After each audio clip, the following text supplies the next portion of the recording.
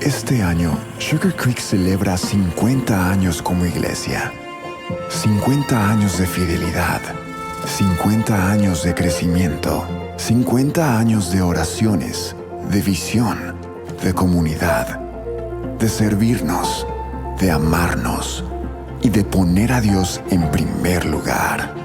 Al mirar hacia los próximos 50 años, reflexionamos sobre lo que ha hecho de Sugar Creek algo tan especial.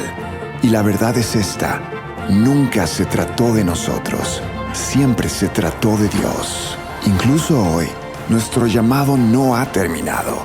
Nuestra misión continúa. Por eso, ahora escuchamos las voces que ayudaron a formar lo que somos.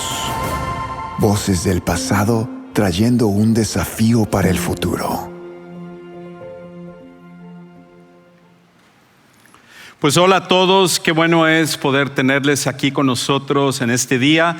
Gracias a todos ustedes también que nos están acompañando en línea a través de nuestras diferentes plataformas sociales. Y hoy estamos terminando esta serie que se llama Voces de nuestro pasado, un reto para nuestro futuro.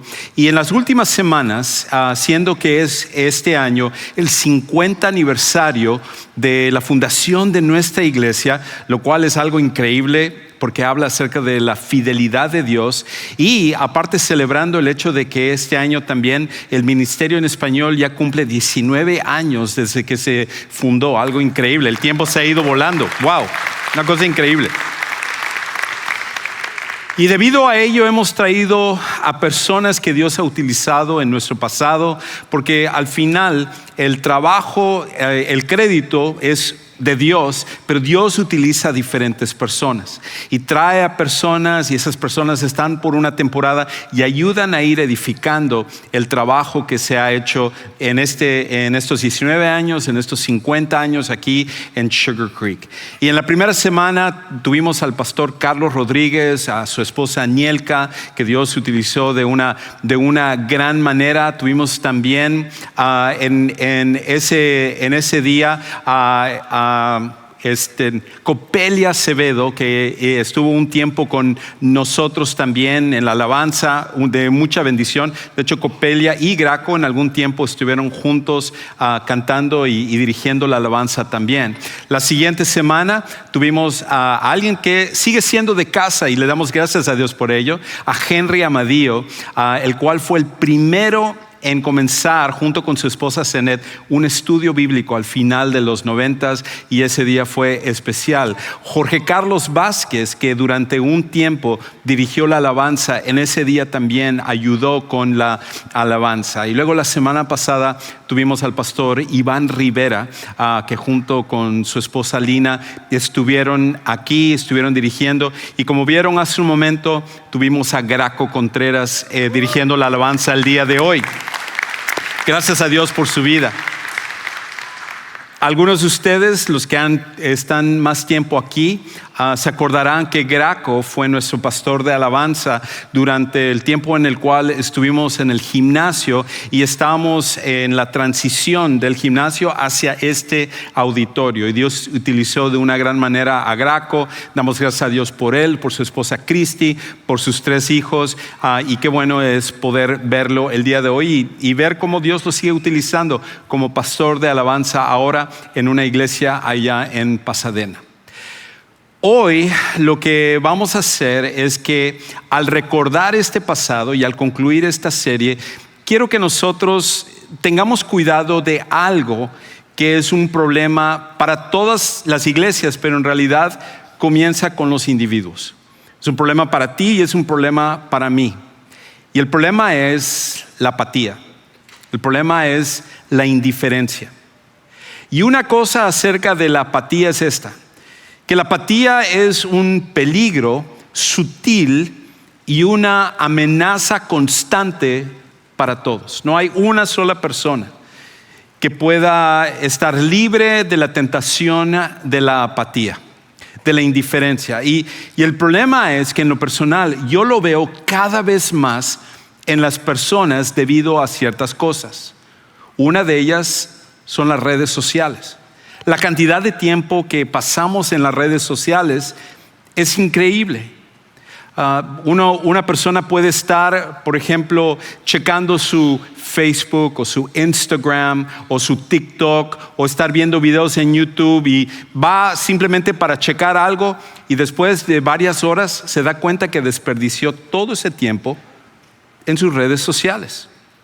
Los teléfonos inteligentes, las redes sociales y una otra cosa que se está convirtiendo en una gran amenaza, lo cual es la inteligencia artificial, están empezando a controlar nuestras vidas. Ahora, no me malinterprete, no estoy diciendo que no debemos usar esas cosas. Yo lo uso también en mi vida personal.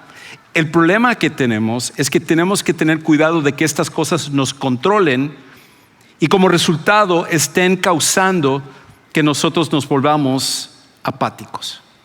¿Cuántas veces en vez de estar dedicándonos a cosas que deberían de ser una prioridad, estamos en nuestro teléfono?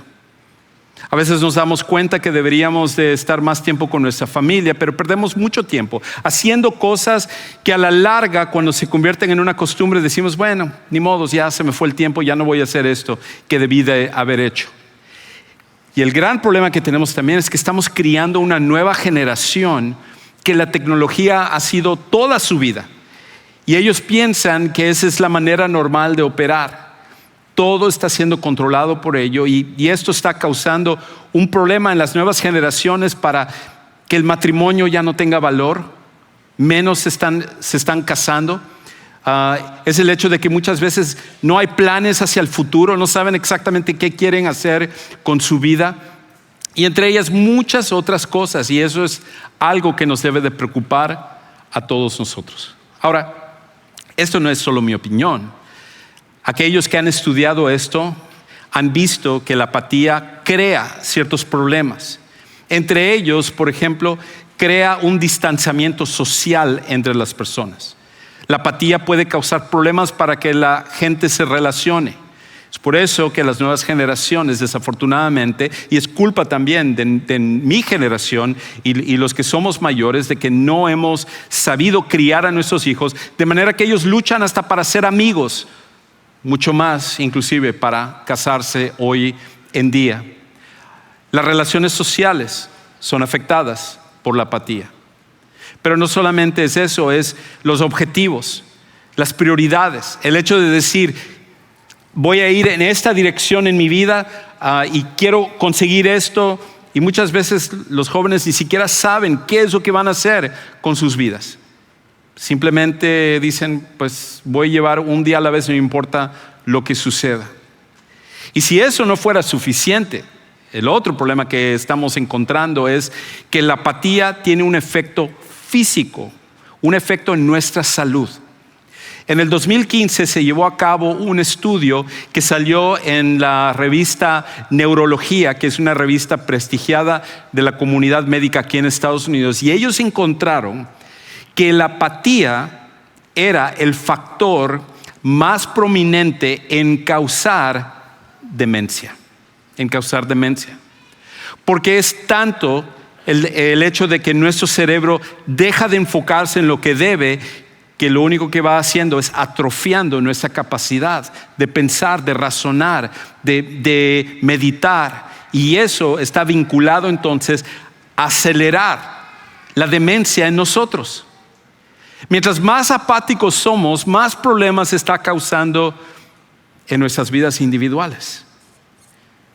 Y eso es como una plaga, como un virus que se extiende cada vez más en nuestro tiempo.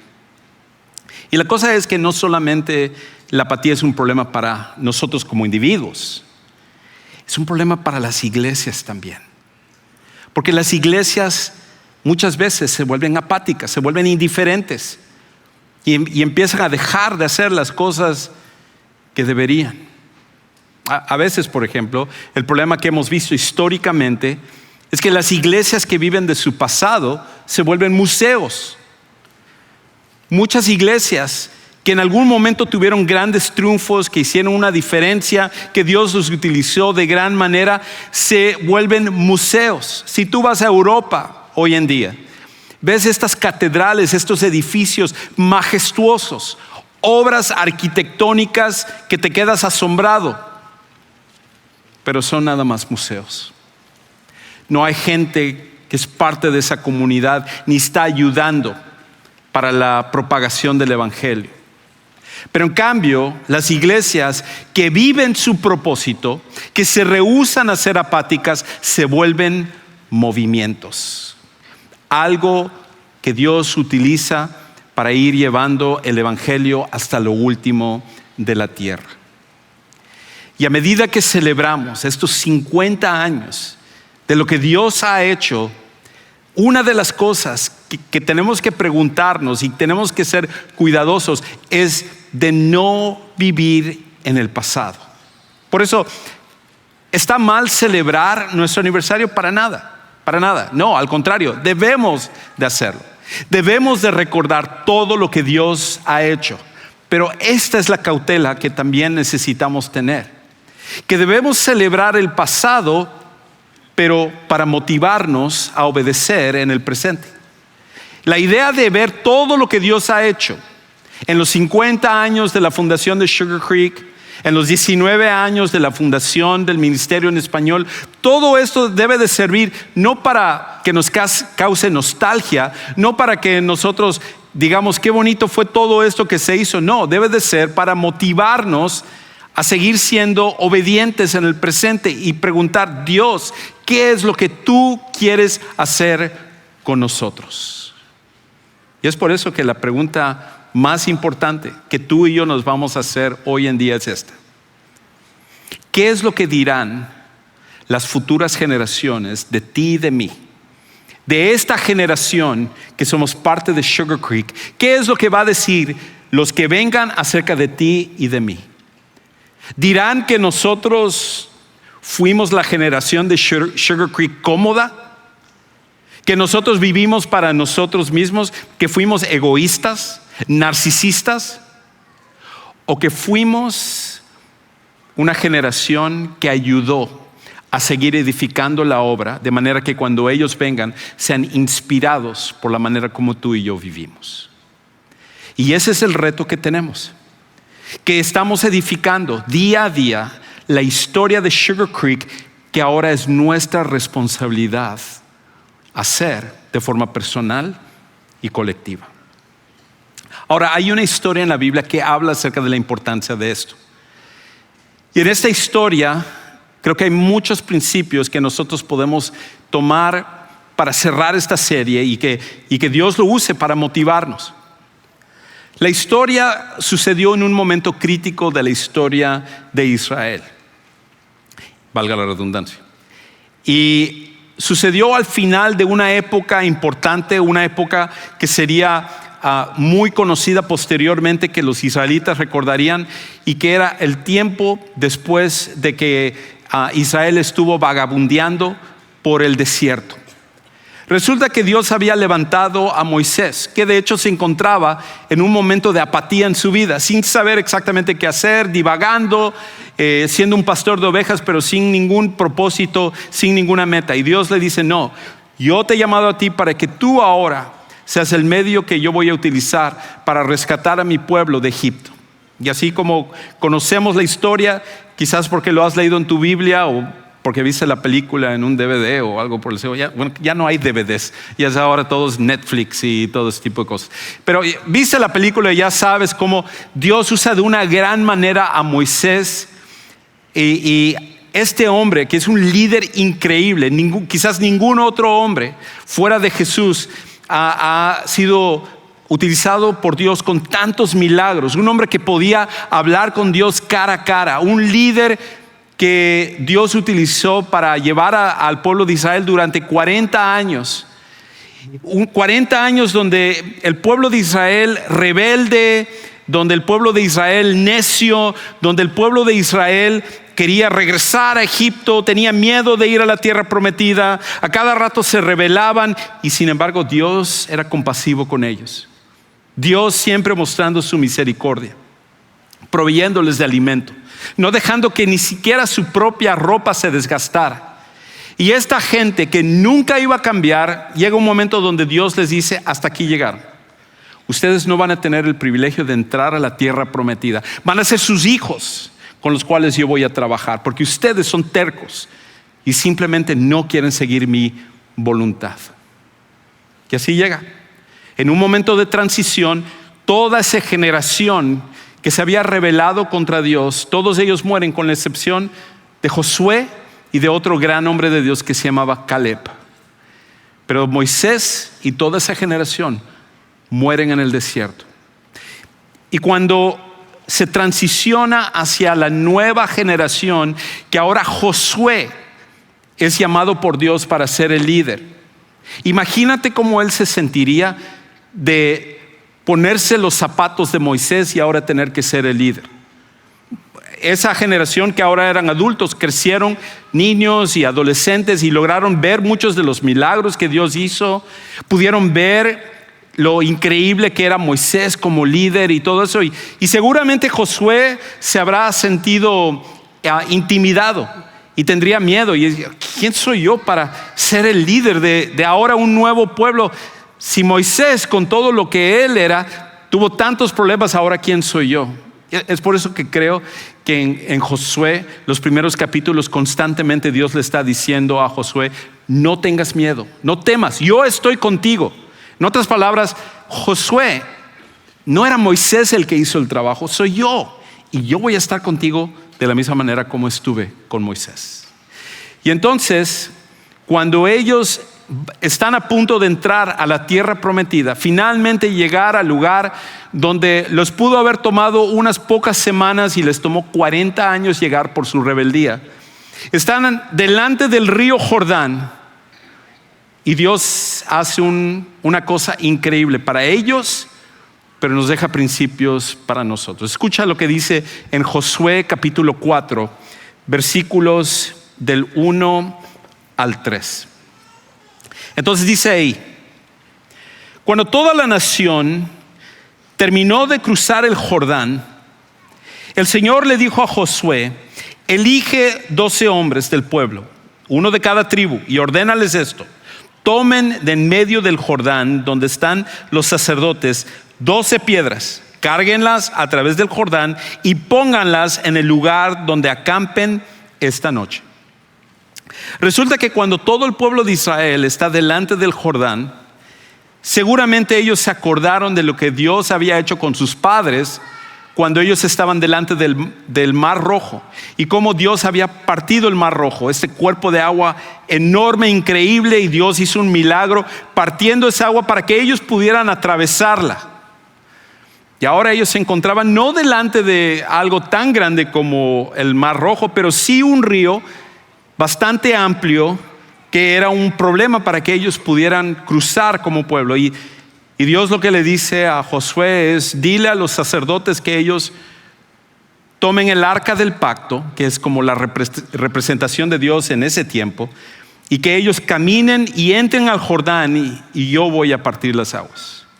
Ahora, para nosotros leemos eso y decimos: chévere, qué bien. Pero imagínate si tú fueras el primer sacerdote que está pisando el agua y dice: Señor, por favor, pártelo, porque si no, yo voy a quedar partido aquí. Y aquí los sacerdotes están bajando y Dios hace el milagro tan increíble. Vuelve a partir el Jordán. Y ellos se quedan parados allá. ¿Quién sabe cuántas horas? Porque todo este pueblo, que eran ya a esa altura millones de ellos, están pasando, y los sacerdotes están checando su reloj y su teléfono y están diciendo: mira ya cuántas horas, viendo seguramente que el agua no se vaya a venir ni nada, nerviosos, y la gente que estaba cruzando también. Pero Dios estaba demostrando que Él sigue siendo el mismo Dios de fidelidad. El mismo Dios que había guiado a Israel para salir de Egipto seguía estando con ellos ahora para entrar a la tierra prometida. Dios estaba demandando de ellos obediencia. Y yo creo que eso es lo que Dios sigue demandando de su pueblo. En este caso, de la iglesia. Que nosotros podamos ser obedientes a lo que Él quiere que nosotros hagamos. Pero lo otro que es interesante acerca de esta historia es que habla acerca de la importancia de la unidad.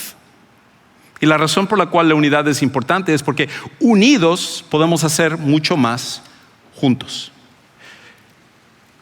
Una cosa es estar juntos, todos nosotros estamos juntos, pero no necesariamente estamos unidos. Y Dios lo que quería es que su pueblo no solo estuviera junto, sino que estuviera unido.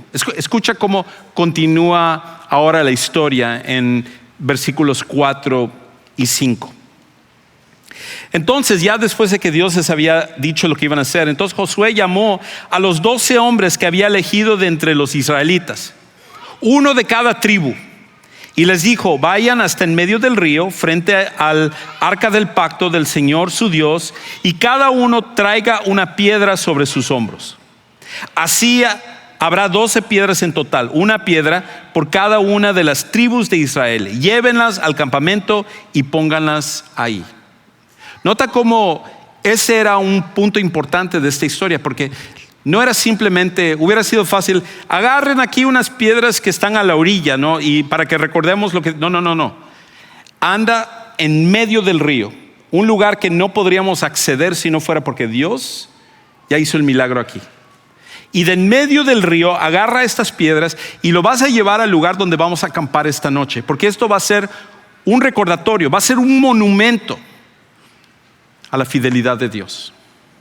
Nosotros hoy en día construimos monumentos. Y a mí, sinceramente, en lo personal me fascina cuando viajo a un lugar, si veo una estatua o si veo alguna cosa que se ha construido para celebrar, para recordar algo, siempre me acerco a leerlo porque quiero saber qué fue lo que pasó aquí, qué es lo que se está tratando de recordar. Y en esa época, las piedras servían como ese monumento. Dios les estaba dando eso, pero era más que solamente era un monumento, era un recordatorio a la unidad. El pueblo de Israel estaba conformado por 12 tribus y la idea de que cada hombre iba como representante de su tribu era la idea de que ellos tenían que estar unidos para lo que se venía, que era una temporada difícil, porque ahora era pelear contra ejércitos, pelear con, por ejemplo, los filisteos, que fueron los primeros en tener armas más avanzadas como bronce y hierro versus los israelitas, que ellos en cambio no tenían ni siquiera soldados profesionales. ¿Cómo iban a vencer a estos pueblos? Dios tenía que recordarles: yo soy el que lo voy a hacer, pero tienen que estar unidos para que me sigan a mí. Y creo que eso es lo mismo que Dios demanda de ti y de mí, que nosotros no solamente estemos aquí los domingos, un rato, nos vamos a nuestra casa, chévere, venimos a nuestros grupos de conexión, venimos a nuestro evento, estamos todos aquí juntos, pero no estamos unidos. La idea es que todos nosotros vayamos en la misma dirección, porque Dios quiere utilizarnos. Y cuando lo hacemos todos unidos, hacemos mucho más, que cada uno esté jalando por su propio lado. Pero lo otro que me encanta acerca de esta historia es acerca de cómo habla de un privilegio que tú y yo tenemos. Y el privilegio consiste en esto: ¿qué privilegio es dejar una huella que inspire a los que vienen atrás de nosotros a poner a Jesús primero? Tú y yo estamos en un lugar increíble porque ahora tenemos la oportunidad de dejar una huella, de dejar nuestra piedra, para que cuando lleguen los que vienen atrás de nosotros, ellos también sean inspirados a decir: caramba, esta gente, mira cómo puso a Jesús primero, mira cómo seguían a Jesús, yo debo de vivir de esa manera también. Escucha cómo lo dice ahora en versículos 6 y 7. Decía anteriormente: lleven esas piedras al campamento y pónganlas ahí. Y entonces ahora nos dice la razón de todo esto, versículo 6: para que les sirvan a ustedes como recordatorio de lo que aquí sucedió. Lo primero es, cuando tú te levantes y veas estos monumentos, cuando veas estas piedras, tú te acuerdas: wow, Dios hizo una cosa increíble aquí. Cuando nosotros entramos a esta tierra prometida, Dios es el que hizo este milagro y muestra su fidelidad. desde Egipto y todo. Es para nosotros primero, en este caso para los israelitas. Cuando en el futuro sus hijos les pregunten, ¿qué significan estas piedras para ustedes? Ustedes les responderán que las aguas del Jordán se detuvieron cuando el arca del pacto del Señor cruzó el río. Estas piedras le recordarán siempre a los israelitas lo que sucedió aquí. Acá hay un doble recordatorio. Es un recordatorio para nosotros primero, pero es un recordatorio para las generaciones que vienen. En el caso de Israel, ellos debían de usar estas piedras para inspirarse y decir, Dios fue fiel con nosotros. Y luego cuando sus hijos le dijeran, papá, mamá, ¿por qué estas piedras acá? Veo que la gente se para, que viene hasta los veo orando aquí, como que se detienen y todo como que parece así algo muy importante. Y dice, hijo, hija, ¿cómo no va a ser importante? Estas piedras representan lo que Dios hizo en nuestras vidas. Déjame te cuento acerca de ello. Y saben una cosa, una de las cosas más preocupantes hoy en día es que nosotros no estamos construyendo esos monumentos, esas piedras para recordar a nuestros hijos que ellos tienen que amar a Jesús también. A veces me preocupa de que personas muy entregadas a Dios no están poniendo la atención sobre sus hijos. Y cuando ellos crecen, lo último que ellos quieren es saber acerca de la iglesia. Hablaba con unos papás hoy en día donde estaban luchando con respecto a eso. Y parte es de que ellos tienen que ver en nuestras vidas que nosotros estamos viviendo lo que decimos. Porque ¿de qué sirve venir a escuchar un sermón como este y luego en la casa están viendo exactamente lo contrario a lo que se predicó? ¿Significa entonces, por eso no voy a venir a escuchar el sermón? No, esa no es la solución. Ven a escuchar el sermón, pero todos nosotros debemos aplicarlo en nuestras vidas, en nuestras casas, para que nuestros hijos vean que aunque somos imperfectos, amamos a Dios. Pero lo otro es esto, a veces tratamos a nuestros hijos como si las cosas de Dios fueran voluntarias, opcionales. Por ejemplo, a veces he hablado con papás y no es un ataque contra nadie, simplemente es algo que nosotros tenemos que tener cuidado. Dicen algunos papás, es que mi hijo ya no quiere venir a la iglesia, es que mi hija ya no quiere venir a la iglesia. Les pregunto, pero ellos ya no quieren venir, no les puedo forzar. Ok, súper, definitivamente. Pregunta, cuando tu hijo o tu hija te dice, ya no quiero ir a la escuela, ¿qué es lo que tú dices? No les voy a forzar a ir a la escuela. No decimos eso, porque sabemos que es importante para sus vidas. Cuando les decimos a nuestros hijos, tienes que limpiar tu cuarto, ellos dicen, no quiero, no tengo ganas de limpiarlo. Ok, no te preocupes, no hay problema. No creo que decimos eso. Y así como eso hay muchos ejemplos. Cuando sabemos que son cosas que van a beneficiar a nuestros hijos, somos tajantes con respecto a estas cosas. Excepto cuando se trata de las cosas de Dios. Nosotros necesitamos asegurarnos que estamos criando a la siguiente generación para amar a Dios. Por eso los 2 bautismos de hoy para mí me alegran el corazón de que estamos viendo a jóvenes, de que ellos están creciendo y aprendiendo cómo amar al Señor. Porque el problema es esto.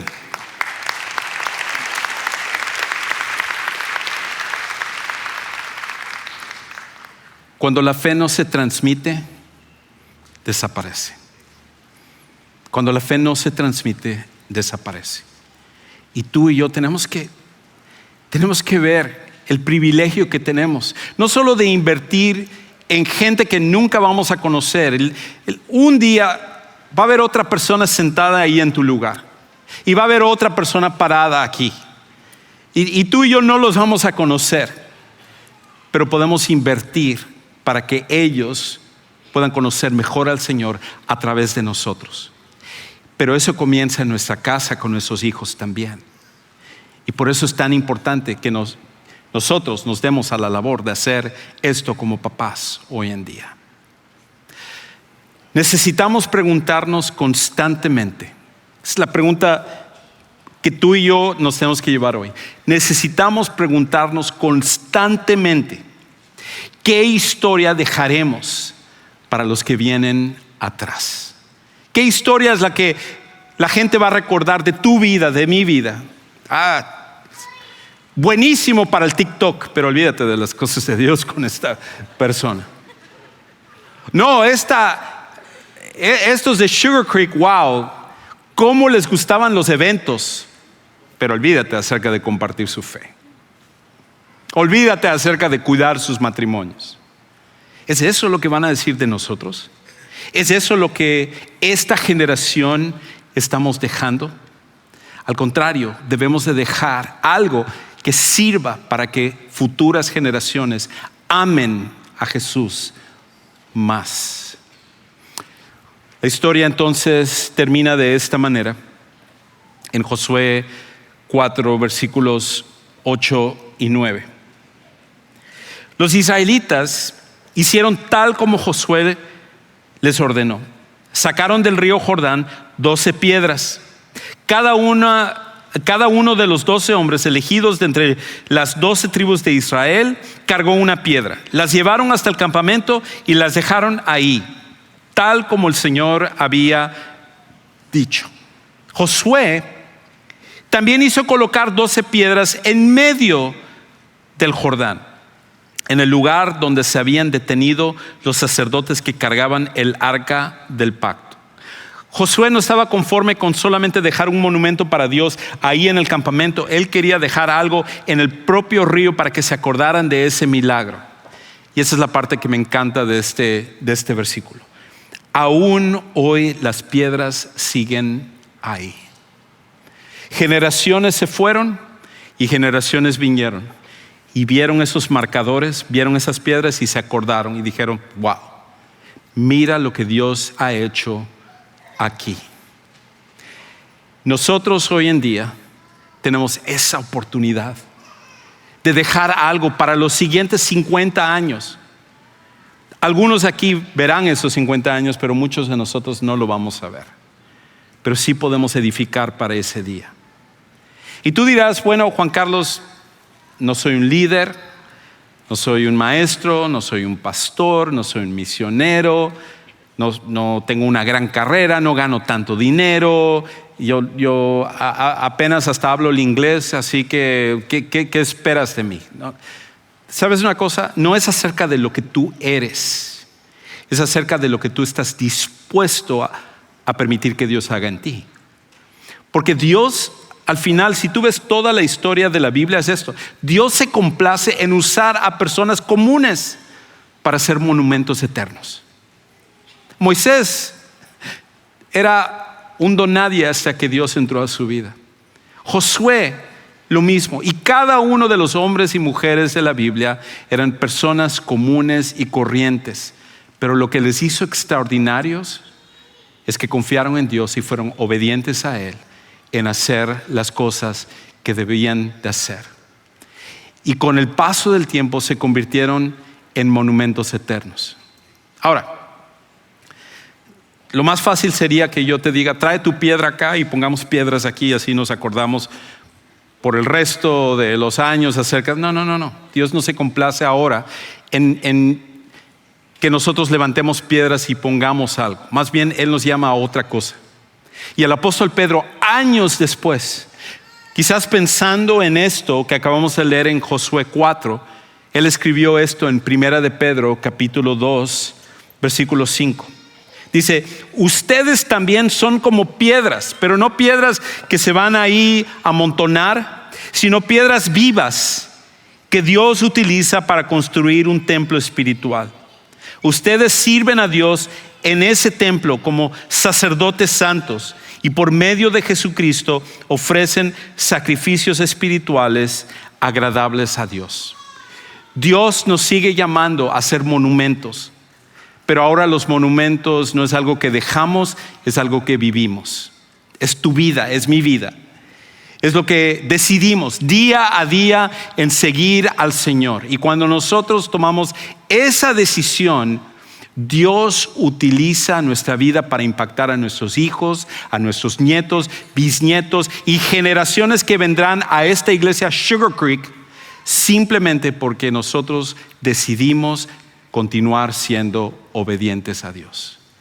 Que se pueda decir de cada uno de nosotros que vivimos en la fidelidad de Dios y en obediencia a Él para que muchos otros lo puedan conocer.